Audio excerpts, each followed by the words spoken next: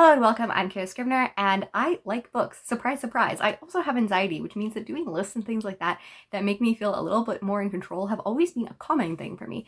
And I started making lists when I was about 19, and this is one of the first ones I did, and it was on books that I wanted to read before I was 25. I included 100 of them, including a lot of fodder, because I was very embarrassed about the fact that I had not read very much. Pretty much my backstory is I have dyslexia. I did not really learn to read until my teens, and at that point reading classics was very hard. So I lived pretty much on Wikipedia and Spark Notes, and I knew everything about classics because I cared about classics, but I couldn't read them yet. So yeah, that's my story. The reason I'm doing this video now is because I turned 24 this week. September 9th is my birthday. I just want to chat through my thoughts on them, what I liked about them, what I didn't, if I'm going to read them, if I'm going to read them before I'm 25, all of that stuff. So there's about 40 books on this list. Some I've read, some I haven't, and let's go.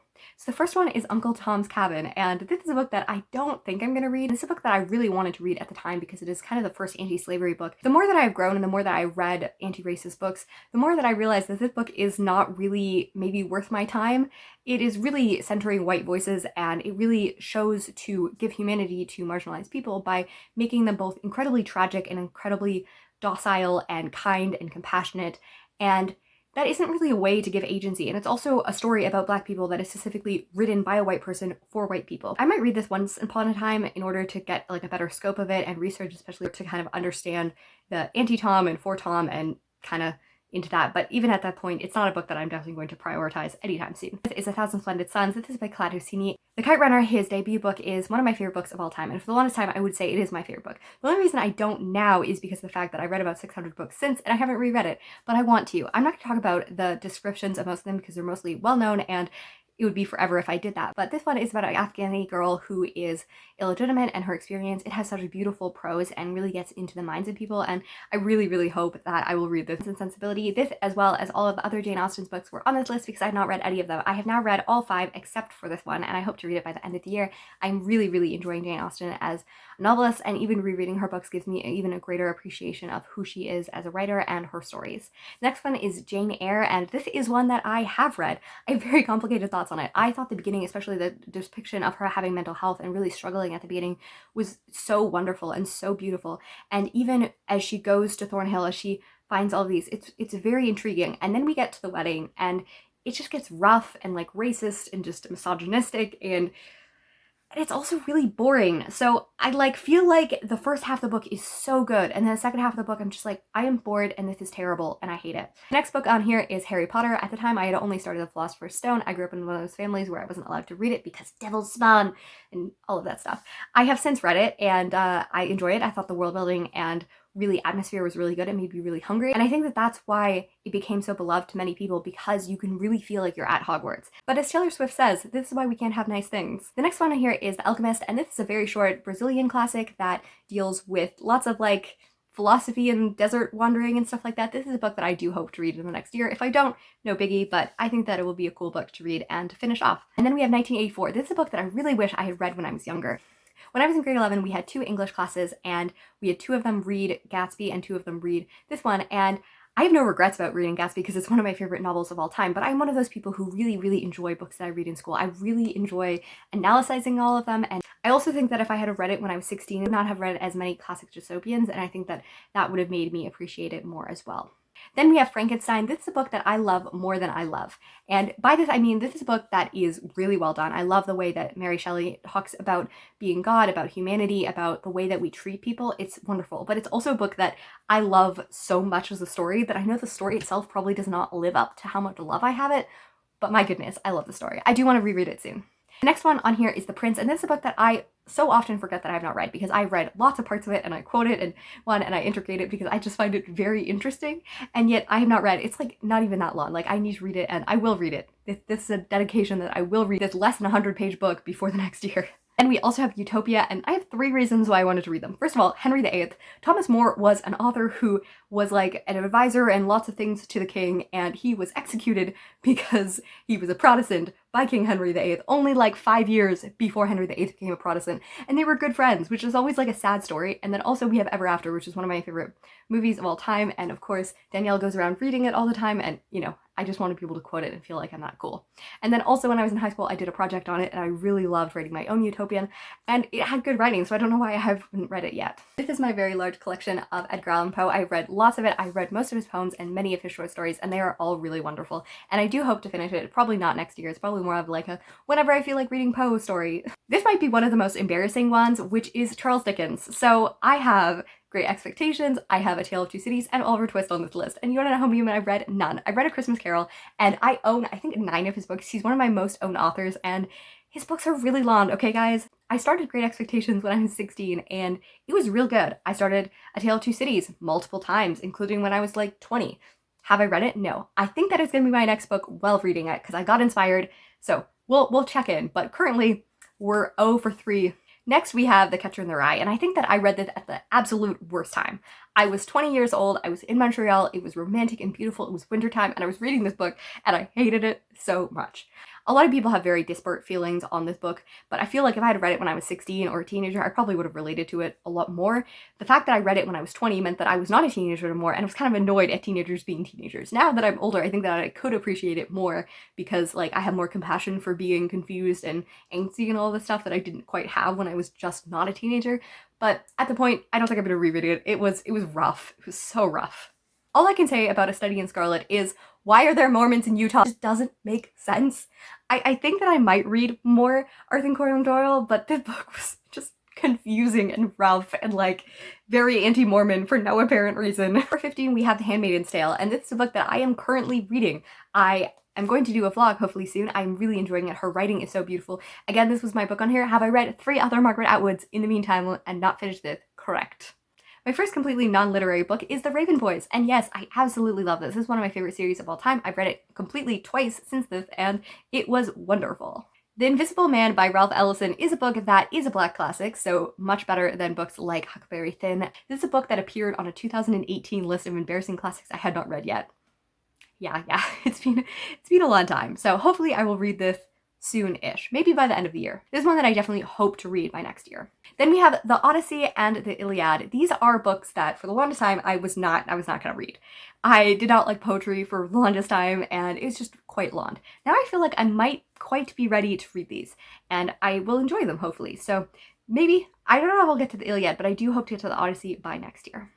Lullabies for Little Criminals is a Canadian author by Helen O'Neill, and it is a book that many of my friends studied in high school and I wanted to read because it deals with child prostitution in Montreal, and I was like, oh, this is great. And I was very obsessed with trauma when I was a teenager. I went to counseling. I had a lot of my own trauma that I didn't really know how to deal with, so I would like read about other people's trauma to try to understand my own, because that's really how I try to deal with my things, is by reading things, nonfiction and fiction. And then I bought this book and dealt with a lot of my own trauma in my late teens and early 20s, and I was like, maybe I don't want to read this book. This sounds like it's going to be real triggering. And now that I'm in a more healthy place, I do think that I do want to read this book. Is it going to still be before I'm 25? I really doubt it. This is a book that I might read quite a bit in the future, but I am not going to unhaul it like I almost did a few years ago. Les Mis by Victor Hugo is a book that I would like to read in the next year. I'm hugely into musical theater, and this is a book that really got me there, and it means so much to me. I have an incredibly nice copy of it that's like sitting out and beautiful, so I'm probably gonna read it on audiobook, which I think it's like 65 hours on audiobook. This is massive,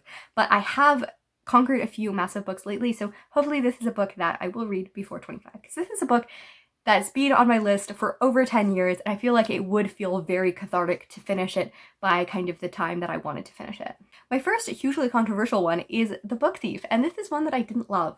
I thought the writing was very interesting, but I just didn't super get invested in the story. On the other hand, I'm the Messenger is a book that I DNF'd I think 4 times before finishing it. It was real rough, and then the ending was totally worth it, so that was an interesting book. The Help, just no. Again, realize my error of my ways of trying to be like, yes, white people can write very good books about race. They totally don't ever marginalize and or stereotype Black people when they do it. It's a book that I've since unhauled and have no desire to read. I was very shocked to see Gone Girl by Gillian Flynn, because I don't like thrillers very much, but this is like the one probably true contemporary thriller I've read, and I absolutely loved it. It is so well done. The ending, it's reversal, all of it. So good. And then there was None by Agatha Christie. This is a book that I'm so glad that I really, really enjoyed. Murder in the Orient Express is my favorite Agatha Christie, but this book is really solid and really well done, and I want to read it sometime. The Canterbury Tales is a book by Geoffrey Chaucer, and he is an English novelist and one of the first of his time. Like, he is, outside of Beowulf, I think it's the oldest English one, and I'm not sure what version I have, how old English he is, or has been a little bit transliterated, but I am excited to read that. This is a book that either this fall or starting in January, I'm hoping to read one story a month and maybe get through it before I'm 25. Let's see. Let's see. I feel like that would make me feel accomplished. And, you know, even though I'm not putting fodder in my list anymore, I still really like to feel accomplished. 100 Years of Solitude is a book that I just did not like. Yeah, it had too much incest, too much real bad misogyny, and maybe I'll read Marquez, but I don't really feel enthusiastic to read his work anymore, and I was so excited for this book. It's just also confusing and dredging, and I barely got through this book. Brave New World by Aldous Huxley is a book that I am so glad I read. It's probably like mid-tier dystopian, and this reminds me that I'm really excited to do this and do this kind of project that I've been in the back of my mind for many years. After I read We and The Handmaid's Tale, I really want to do a video deep diving into dystopian, and especially classic dystopian, but also like The Hunger Games and The Giver, and how we kind of look at dystopian books. This is a topic that I really enjoy reading, and I would probably have to reread this because it's been a while. I'd probably have to read 1984, which is just dread. I'd probably have to read 1984 because maybe I'll have a better opinion of it this time around. This is a book that I'm very glad that I read, even though it's never going to be like the top tier for story. The Book of Lost Things is a middle grade book that I've had on my shelf since the beginning of my channel, and it is one that is an example of like hype fatigue. I don't really get hype fatigue for other people. Like, the more people talk about the book, the more I want to read it. But the more I talk about books, I just get annoyed at myself. And this is a book that I still think is really cool. It includes like going into bookish worlds and stuff like that. But whenever I see it, I put it on so many TBRs, I'm just like, no, not gonna read it. But I'm gonna keep it there for one day when I feel ready to read it. I think we've probably all heard my story about Lord of the Rings so far, but yeah. I was dyslexic, I could not read this. My family is really into Lord of the Rings, and they were like, we shall not let you watch the movies until you read them. And here I am, I'm 24 and I have not read them. And I even have like a really old, beautiful edition of them up there. And yeah, maybe I'll read this by 25, but again, there's kind of the fatigue in myself that I feel like there's so much expectation to read it, and also the fact that it's going to exist forever, that I have no desire to read it, even though I know I'm going to like it.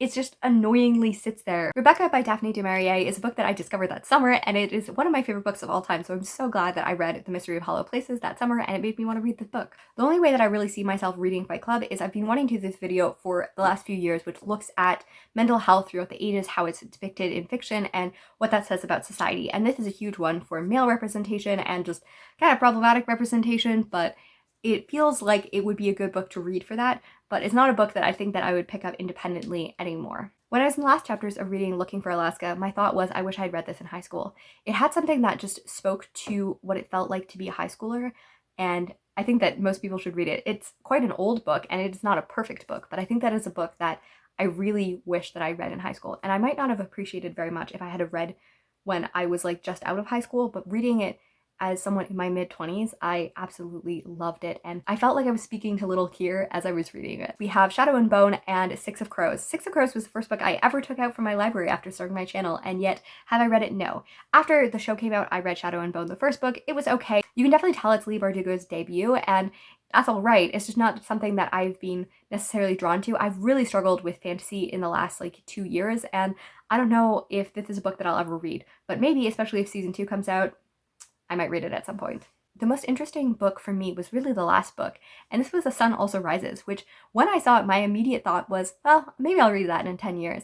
And this seems like an odd thing to be mesmerized by, but like, I remember being that 20-year-old kid. I remember being so obsessed with finishing books and being well-read and to seem kind of smart or accomplished or all of those things. And I also felt the like huge urgency of it. And to look at a book that is so classic and to be like, yeah, maybe I'll read that at 35 makes me so proud of myself. Maybe it's just like a very internal thing, but it really shows for me that like I've stopped being so obsessed with how people like view me or how I view myself, or the need to consume in order to feel educated rather than to consume to enjoy. And that's something that has definitely shifted over the last 4 years, and I'm just, yeah, I'm proud of myself. I'm happy. I'm also happy for all of the books that I've read because of my obsession with books, because it's great. Many of them I would like to reread because I read them very hurried and I read them just trying to consume everything out of them, and I want to like not only suck the marrow but also just enjoy the ride.